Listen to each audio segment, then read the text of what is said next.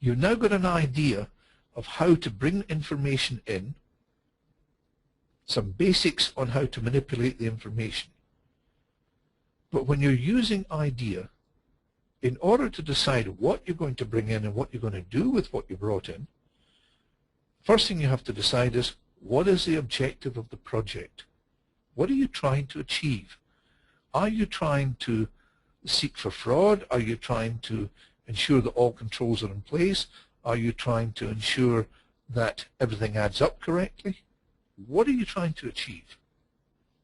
Who owns the data? And who is the custodian of the data? Custodian is a person who's controlling it. That could be your information technology department, or it could be sitting on a server that's sitting under the control of finance. Wherever it is, who is the person in the user area or within an IT division who is overseeing that system from an IT perspective? Then you have to consider the data issues. What information do I want? Where will it reside? How will it be structured? How will I get to it? When should I ask for this data?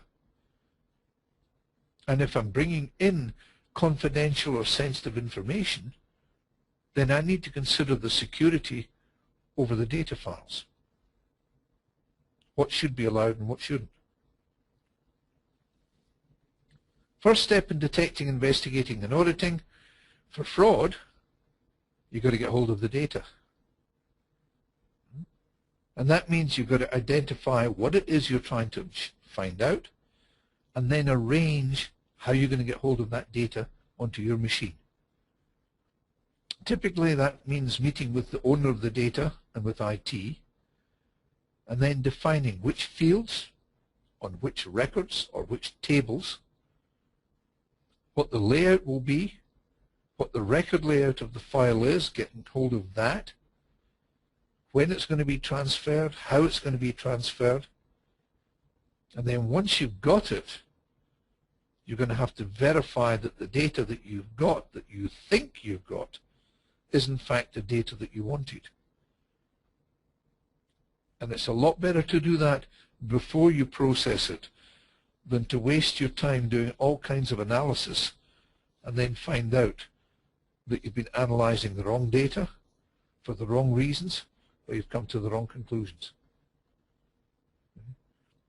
I have stressed over and over again on these last two webinars, you need to know the format and the record layout of the file. Even if you're bringing it in from an ODBC database and everything's automatically going to come down, you need to know which table contains the information that you want to interrogate. And that information might be scattered over 3 or 4 different tables in different formats. So what format do you want to look at it in? The nice thing about it is you don't have to ask IT to write you an extraction program. I need to know what the format of the file is. I don't need to tell them I need the file in this format with this layout, because whatever they've got, I can use IDEA to analyze it. But I do need to know what's coming. Once we've got it, then I can look for almost any type of anomaly which is data related. In other words, if it's in the data, we can find it, if we know what we're looking for. So you've got to go back to square one and say, why am I looking at this data in the first place? What am I looking for? What am I trying to prove? Am I trying to prove that something happened? Am I trying to prove that something didn't happen? Or am I simply browsing the data because it looks like fun? So for example, on an inventory, I could take the raw data in and then I could calculate totals of inventory balances to see if that matches against what is being reported. I could calculate totals by product category to see stock movements and to see the amount of stock that we're keeping on hand, is it appropriate, etc. I could generate exception reports looking for things like negative values, negative stock conditions, looking at quantities, costs, whatever I'm looking for. If I'm wanting to actually perform physical counts, I could select items from our perpetual stock records based on a statistical sample, whatever it happens to be, and then go and extract them and look at those. I can report any transactions that took place after a period end. I can do aging schedules. I can report inventory months on hand. Anything that I could want to do, I can do. But once again, the trick is not to get the data and say, okay, which of these will I do? Is decide which of these do I need to know. Now let me go and get the data that will tell me that. Now let me do the interrogations. Acquiring the data, I need to ensure that that data is clean, that I've got all of it. When I'm looking at that file, am I looking at what I think I'm looking at? So we can use control totals and hash totals. In case you wondered why I kept going and looking at field statistics, reason that I would look at those is I might be comparing these, the quantity and the discounts, to the records that are sitting in the user area.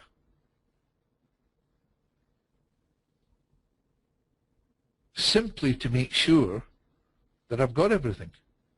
I know that I've got, if I look at that one, I've got 2,155 records. Is that all there is? Or has something been kept in Department 99 that I know nothing about?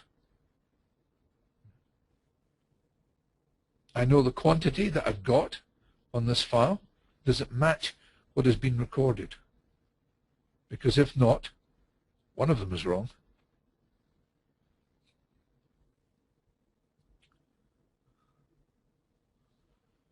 I can use data verification to make sure that only alpha ends up in alpha fields, only numeric ends up in numeric fields. I could clean up the data. If I end up with garbage sitting in a field, I can either exclude that garbage or I can amend it to make it work. Be careful if you're amending to make it work. It's very tempting sometimes to say, well, oh, look, the decimal point's moved in that field. I need to move it back to bring it in line or whatever.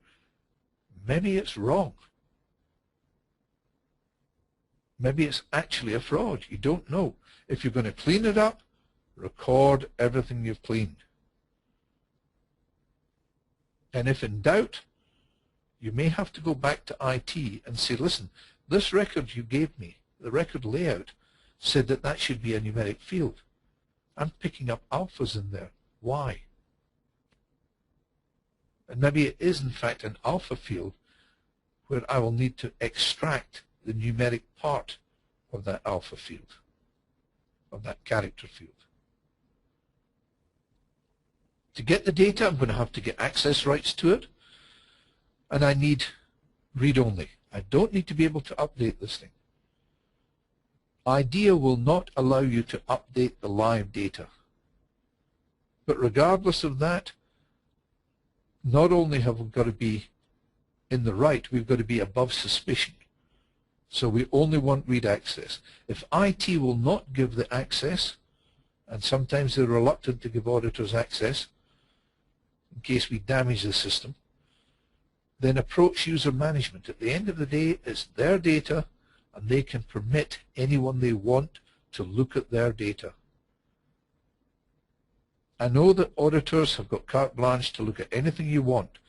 Keep that up your sleeve. Work through the system.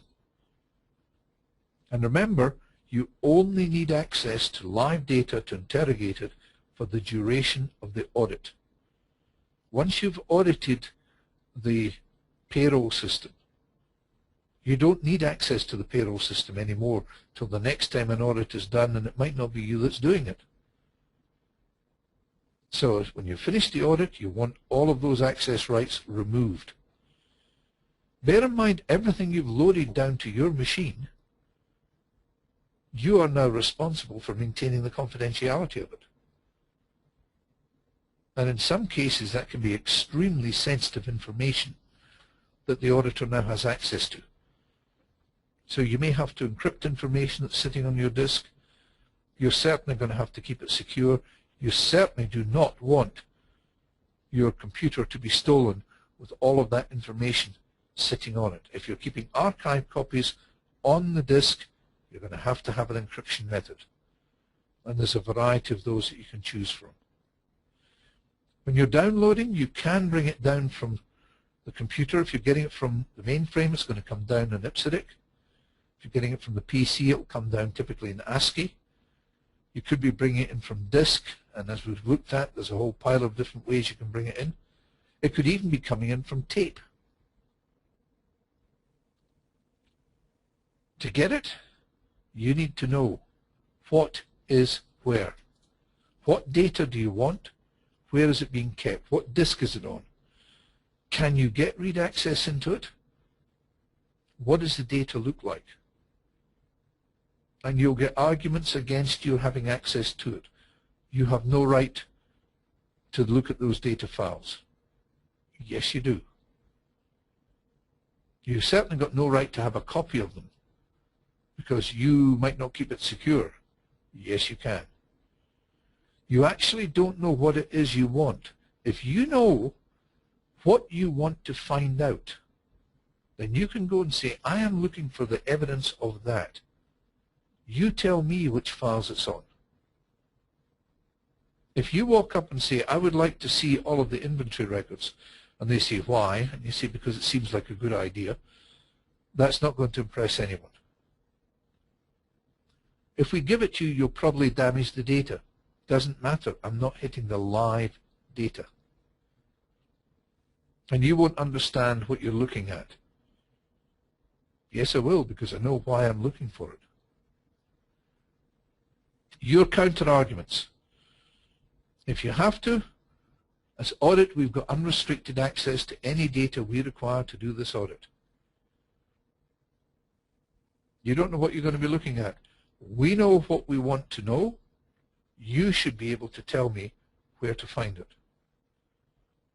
You'll damage the live data. No, we want read-only access to make sure that we cannot damage the live data. And you won't understand what you're looking at. We also require the layouts of the data files, showing us which fields are where. You'll get further arguments and counter-arguments. Tell us what you want. We'll extract it for you. Don't want it extracted. I want it raw. I want it as it comes. I don't want little bits of it extracted, especially for the auditors. Why don't we just give you a printout? Tell us what you want, and we'll give you a printout of it. Well, we'll look on the next webinar at how you can handle printouts when that's all you can get. But at the end of the day, we may want what's on the printout, but there may be another field that isn't on that printout that we also want. So we may need to analyze it several ways depending on what we find. So just give it to us in a data file. Oh, there's far too much data for you to look. Do you know you're talking about 4 million records? Have you heard of computers?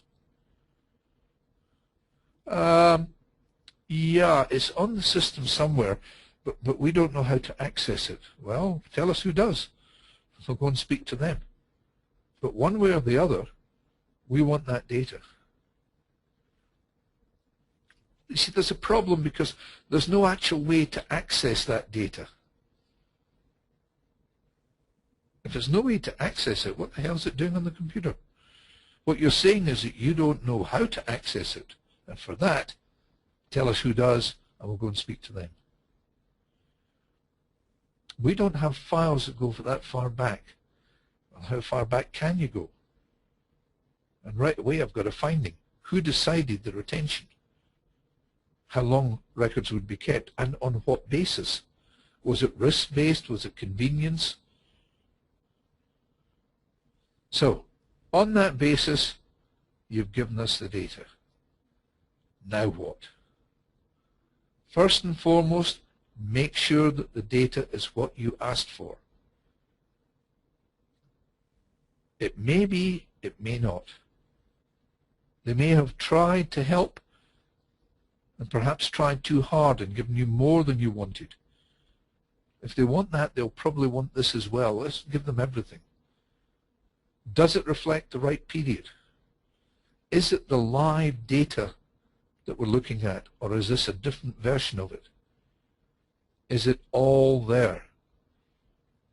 Because number one, it's embarrassing, and number two, it damages your professional reputation to come to an adverse conclusion and say there are problems here. And they say, oh, sorry, I think we gave you the wrong file. Or why are you looking there? It's the wrong layout. It's even worse if there is something wrong and you came out and said there isn't. So you need to check it against anything that's currently known. Control totals, dates, transaction lists. At the end of the day, never believe what the first person or the first printout tells you. It looks like the right data. Now what? Well, if you started off knowing what you wanted to find, and from that you derived where the data resided, now you've got the data. So you can go ahead with the analysis you plan. You should not be asking for the data and then trying to figure out how you're going to analyze this. You start off with, what do I want to know? How am I going to find out? What analysis will I have to do? What data do I need to do that analysis? Here's the data, do the analysis. Now you've got the answer. Once you've got the answer, check it. Remember what I said? Never believe what the first printout tells you, particularly if it's telling you what you want to believe. If all you can get is the hard copy, can they print it to a file instead? If possible, give me a comma delimited. Fred Smith, comma, internal audit, comma. Because, as you see, we can bring it in, we can identify the fields, and we can take it that way. If it's a printout, we can scan it. If we scan it in, we get a single field of 120 characters if it's a 120 character printer. And then we can take it in there and we can have multiple layers and multiple layouts for different rows. On the next webinar, we're going to look at exactly how you do that, whether it's coming in from a print file or whether it's coming in from a PDF file. How do I pick it up, structure it, and get it into a format that I can analyze?